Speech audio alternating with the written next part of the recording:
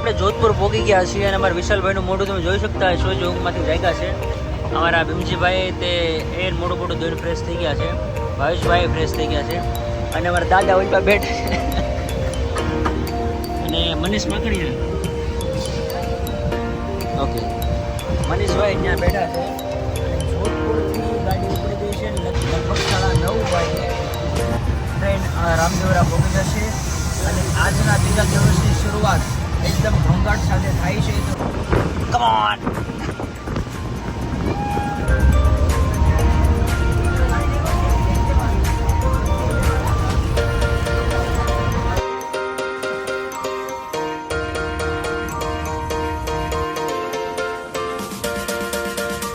તો ફાઇનલી આપણી ટ્રેન અહીંયા રામદેવરા પહોંચી ગઈ છે અને જો અમે લોકો નીચે ઉતરી ગયા છીએ અને આ રામદેવરાનું સ્ટેશન છે. અહીંયા જે રિપેરિંગ કામ થાય છે. આપણે ઓલી બાજુ જવાનું છે કારણ કે મંદિર ઓલી બાજુના ભાગમાં છે. જય લગ્ન મિત્રો, ફરી સ્વાગત છે તમારું ડે 2ના બ્લોગમાં. અને ફાઇનલી આપણે અહીંયા રામદેવરા રણુજા પહોંચી ગયા છે રાજસ્થાનની અંદર અને ટ્રેન પણ આપણે ઉતરી ગઈ છે. જો બધા મિત્રો અહીંયા બેસી ગયા છે અને પબ્લિક એટલે ઘણું બધું પબ્લિક અહીંયા જે ઉતર્યું હતું કેમ કે રવિવાર છે, બધાને રજા હોય અને દેશ પરદેશથી એમ કહેવાય ને જાત્રાઓ આવતી એમ ઘણું બધું અઢળક પબ્લિક અહીંયા ઉતર્યું હતું. વિડીયોમાં તમને બતાતું છે. બાકી ગઈકાલનો બ્લોગ તમે આખો જોયો હોય તો જોઈ લેજો, આપણી ચેનલમાં અવેલેબલ છે.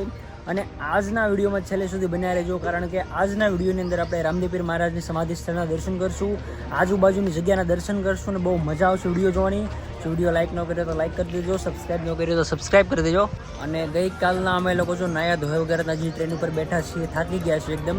તો પહેલાં તો અહીંથી આપણે હોટલ જવાનું છે, હોટલ ગોતવાની છે અને હોટલથી ફ્રેશ થઈને આપણે રામદેવપીર મહારાજનું જે સમાધિ સ્થળ છે ત્યાં દર્શન કરવા જવાનું છે. તો હાલો ભાઈ, આપણે ઊભા થઈને જઈએ સ્ટેશનમાં અને રિક્ષામાં બેસીને ખારી એવી હોટલ બુક કરીએ અને હોટલમાં નાસ્તા પાણી કરી નાહી ધોઈ ફ્રેશ થઈને પછી આપણે જઈએ મંદિરે દર્શન કરવા. Hello okay. તો અત્યારે ફાઇનલી આપણે હોટેલે પહોંચી ગયા છીએ અને જો મસ્ત મજાની રૂમ છે, તમે જોઈ શકતા હશો. બધા લોકો અહીંયા આરામ કરવા પણ બેસી ગયા છે. અમારે રામજીભાઈ, ભીમજીભાઈ, મનીષભાઈ, ભાવેશભાઈ, વિશાલભાઈ અને હોટેલ આવીને બધા હું તો ફ્રેશ થઈ ગયો છું. હાથ પગ ધોઈને હજી નાવાનું બાકી છે અને અમારા આ બધા મિત્રો નાહી ધોઈ નાખે પછી અહીંથી આપણે રામદેવપીર મહારાજનું જે સમાધિ મંદિર છે દર્શન કરવા જવાનું છે. તો જો બધા નાહી ધોઈને ફ્રેશ થઈ ગયા છે. અમારા મનીષભાઈ, વિશાલભાઈ, ભાવેશભાઈ, ભીમજીભાઈ, રામજીભાઈ બધા ચા પીવા બેસી ગયા છે અને આપણા હાથમાં ચા પીને આવી ગઈ છે કેમ કે હું હજી નાવા ગયેલો હતો અને નાઈને આવ્યો હતો ફટાફટ ચા આવી ગઈ. અને આ બધા મને વારાઘડી શીખવાડે કેમેરાનો એંગલ થોડો તરાહો છે કે સીધો કરો. તો મસ્ત મજાની ચા પીને હમણાં જો તૈયાર થઈ ગયા છીએ અને અહીંથી જવાનું છે આપણે મંદિરે. તો હવે આપણે જો અહીંથી તૈયાર થઈ ગયા છીએ. પહેલી વાર તૈયાર થયા હતા પણ એ કપડાં પસંદ ન આવ્યા એટલા માટે પાછા એકવાર તૈયાર થઈ ગયા છીએ અને અમારા રૂમમાંથી બધા લોકો બહાર નીકળી ગયા છીએ. હવે ફક્ત હું, વિશાલ અને મનીષભાઈ એટલા લોકો છે. તો હવે અહીંથી આપણે જવાનું છે રામદેવપીર મહારાજના સમાધિ સ્થળે. તો અહીંયા આપણે એન્ટ્રી ગેટમાં આવી ગયા છીએ અને આ એમની માર્કેટ છે. બહુ વિશાળ માર્કેટ છે, તમે જોઈ શકતા છો. અને આજે રવિવાર છે એમના લીધે માણસો પણ ઘણા બધા છે. તો આપણે ધીમે ધીમે જઈશું, તમને માર્કેટ પણ બતાવશું.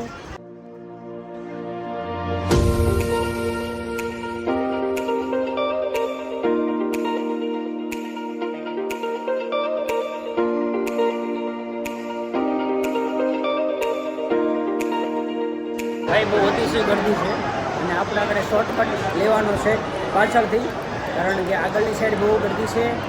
અને મંદિરની વ્યવસ્થા તમે જોવો, અહીંયા ફુવારા પણ મૂકેલા છે જેથી કરીને બહુ ગરમી ન થાય. ચારે મેર ફુવારા છે.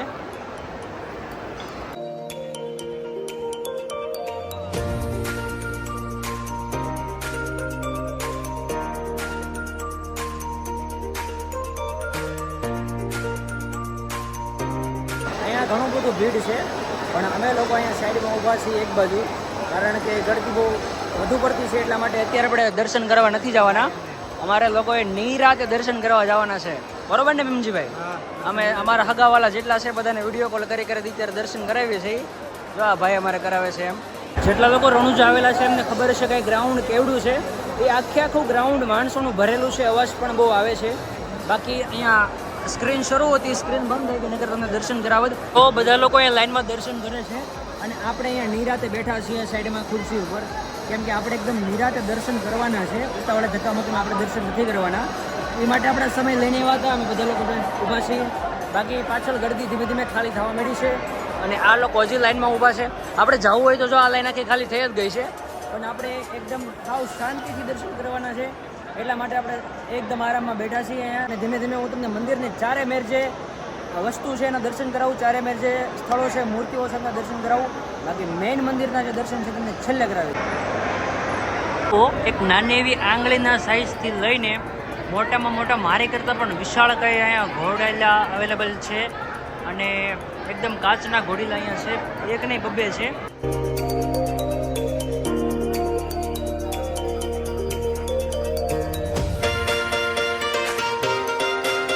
જગ્યા ઉપર ડાલીબેનનું કંગન હતું પણ આ લોકોએ કંગનને બંધ કરી દીધું છે કારણ કે ગળદી બહુ થાય છે એટલા માટે. અને આ છે ડાલીબેનનું મંદિર.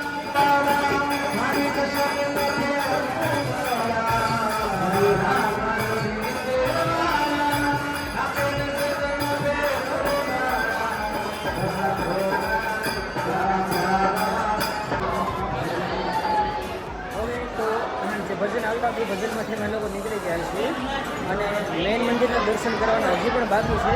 થોડોક સમય રાહ જોજો કારણ કે થોડાક સમયમાં તમને આપણે મેઇન મંદિરના દર્શન કરાવીશું. બાકી અહીંયા ગેલેરીમાંથી બતાવી દો, અહીંયા રામદેવપીર મહારાજના પિત્તળના ઘોડીલાની અહીંયા છે, મૂર્તિ છે. તો ફાઇનલી લાસ્ટ મોમેન્ટે આપણે લોકો આવી ગયા છીએ અંદર દર્શન કરવા. ભીમા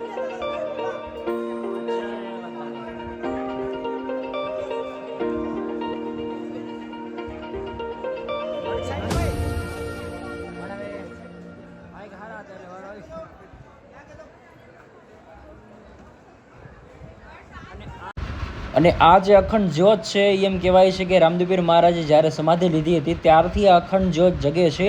હવે એના પાછળનું કારણ શું હોઈ શકે તો આપણને તો ખબર નથી, પણ ઘણા બધા વર્ષોથી આ જ્યોત પ્રગટી છે એવું બધું કહેવામાં આવે છે.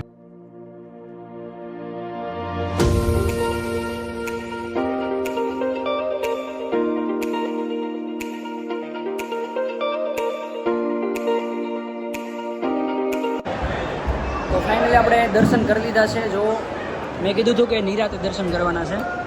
દર્શન કરીને નીકળી ગયા છીએ અને હજી તમે આ લાઈન જોઈ શકતા છો, છેક મેઇન દરવાજા સુધી આ લાઈન છે. હજી લોકો દર્શનની માટે લગભગ 2 કલાક લાઈનમાં રહેશે. મંદિરમાંથી બહાર નીકળી ગયા છીએ અને બધાને ભૂખ લાગી ગઈ હતી એટલા માટે બધા લોકો તો જમવા બેસી ગયા છે. અને અમારા મિત્રોનું એવું કહેવું હતું કે ભાઈ ગુજરાતી ખાવું છે, ઘરનું ખાવું છે, એટલે સિમ્પલ ખાણું ખાવા માટે અમે બેસી ગયા છીએ. તો હાલો તમે પણ બધા લોકો જમવા.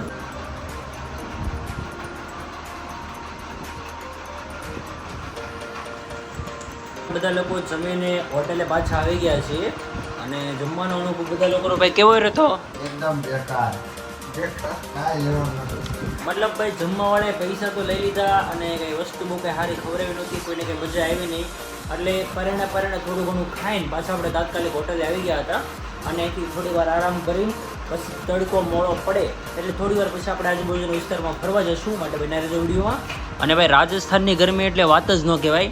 અને આ લોકોએ જો 16 ઉપર એસી મૂકી દીધું, 16 ઉપર એસી મૂકીને બધા એ મજાની ઊંઘમાં હોઈ ગયા છે. તો હાલો આપણે પણ થોડી વાર આરામ કરી લઈએ અને પછી જઈએ બહાર ફરવા માટે. તો રૂમેથી નીકળીને આપણે આવી ગયા છીએ રામદેવપીર મહારાજની પરચા વાવડી છે કે રામદેવપીર બાપાએ પોતે જે વાવ બનાવરાવી હતી એમના સમયમાં, એ વાવની મુલાકાત કરવા માટે. તો હાલો નીચે જઈએ.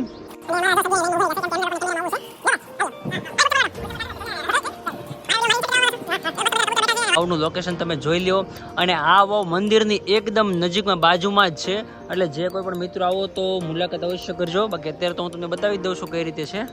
તો ચલો ફટાફટ જઈએ અંદર.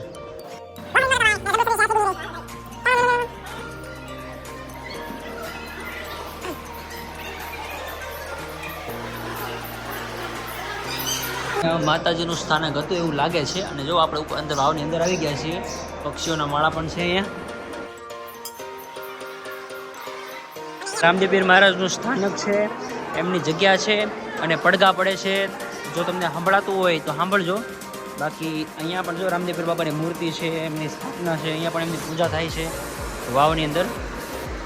એ જગ્યાએ વાવનું પાણી છે એ જગ્યા ઉપર જાળી મારી દીધી છે, કેમ કે ભાઈ ઘણા બધા લોકો અહીંયા આવતા હોય છે અને કાં તો પછી પડવાની બીક હોય, કાં પછી નાના બાળકો હોય, કાં પછી કચરો નાખી દે, એ માટે અહીંયા જાળી નાખી દીધી છે. જો આ ટીપણામાં એમનું પાણી, વાવનું પાણી ભરેલું છે ભાઈઓ, વાવનું પાણી છે.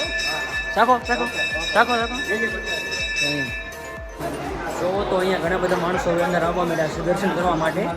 અને એમ કહેવાય છે કે જ્યારે રાજસ્થાનની અંદર દુકાળ પડ્યો હતો ત્યારે રામદેવીર બાપાએ આ જગ્યામાં વાવ ખોદાવી હતી, જેથી કરીને સામાન્ય લોકોને પાણી પીવા મળી શકે. આવી અહીંયા માન્યતા છે એવું અહીંના લોકો કહે છે. બાકી એ સમયની અંદર સત્ય હું બન્યું એ તો આપણને કંઈ ખબર હોય નહીં. બિલકુલ આ છે રામ સરોવર અને અત્યારે રિપેરિંગ કામ આવે છે એટલા માટે ખાલી કરેલું છે. જે આ મંદિરની એક્ઝેક્ટલી પાછળના ભાગમાં છે. જે રામ વાવડી છે એ મંદિરની ડાબી બાજુ છે અને આ જે તળાવ છે રામ સરોવર એ મંદિરની પાછળના ભાગમાં છે. બાકી વિડીયો પસંદ આવતો હોય તો લાઈક કરી દેજો, નવા હોય તો સબસ્ક્રાઈબ કરી દેજો અને તમારા તમામ ગ્રુપમાં શેર કરજો, કારણ કે અલગ જણી આશ્રમ રામા મંડળ દ્વારા આવી રીતે સેવાકીય કાર્ય કરવામાં આવે છે. હતા આ બધી વસ્તુ જોતા આવ્યા છે. 5-10 મિનિટનો ફોરો ખાઈને હવે આપણે પાછા જશું મંદિરની અંદર દર્શન કરવા માટે, કારણ કે આજે આપણે જે મંડળના સભ્યો છે એમની સાથે આપણે ફરવા આવેલા છીએ રણુજા રાજસ્થાન. અને આજે આપણે બીજો દિવસ છે અને બીજા દિવસનો વ્લોગ તમને ગમતો હોય તમારે તમામ ગ્રુપમાં શેર કરજો. બાકી જઈએ પાછા મંદિરમાં દર્શન કરવા માટે, કારણ કે અત્યારે પબ્લિક એકદમ ઓછું છે, ભીડ પણ નથી અને શાંતિવાળું વાતાવરણ છે. આ જગ્યા તમે જોઈએ તે આખું પબ્લિકથી ભર્યું હતું અને અત્યારે બપોર પછી એકદમ પબ્લિક હાવે હાવ ઓછું થઈ ગયું છે અને આપણે જઈશું અહીંથી મંદિરમાં દર્શન કરવા માટે.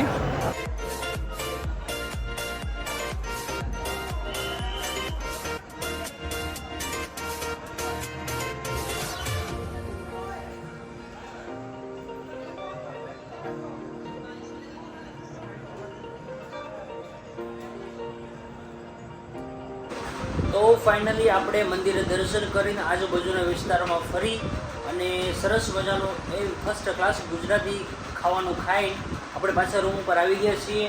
અત્યારે હું ભાવેશભાઈ વિશાલભાઈ આવેલા છે અને બાકીના અમારા જે માણસો છે હજી પાછળ રસ્તામાં આટા મારતા આવે છે. તો ભાઈ હું તો હોવાની તૈયારીમાં હતો, પણ અમારા મિત્રો બધા સોડાનો બાટલો લઈને પગી ગયા. સોડાનો બાટલો લઈને પગી ગયા પાછો. અને જો એ મસ્ત મજાની સોડા બધા પીવા બની ગયા છીએ. અને આજનો કાર્યક્રમ આપણો એકદમ પૂરો થઈ ગયો. હું તો વિડીયો એડિટિંગ કરવા મળ્યો હતો, પણ અમારા મિત્રો કહે છે ભાઈ આ સોડાનો પાર્ટ તો તમારે વિડીયોમાં નાખવો જ પડશે કે. અને મળશું આગળના પાર્ટમાં. ત્યાં સુધી બાય બાય. બાકી વિડીયોને લાઈક ન કર્યો તો કરી દેજો. બ્લોગ આપણો પૂરો થઈ ગયો છે. ગામ ભલે વાતો કરે, બાકી આપણે તો બ્લોગ પૂરો થઈ ગયો છે. કાલે આપણે મળશું ત્રીજા બ્લોગમાં. ત્યાં સુધી બાય બાય. અને કાલના વિડીયોની અંદર આપણે વાત કરીશું એકદમ પરચાવાળી જગ્યાઓ છે. તો મળશું આવતા વિડીયોમાં. ત્યાં સુધી બાય બાય.